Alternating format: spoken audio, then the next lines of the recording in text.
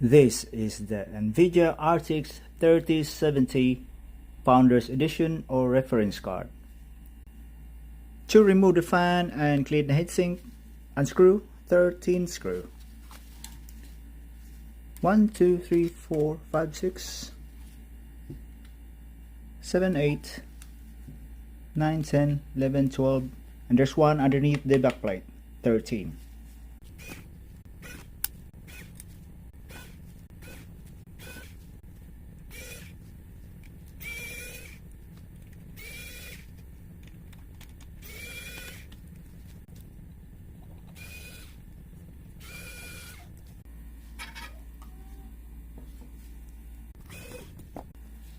Then unscrew 4 screws on each fan, 1, 2, 3, 4, and there's 4 here on this screw.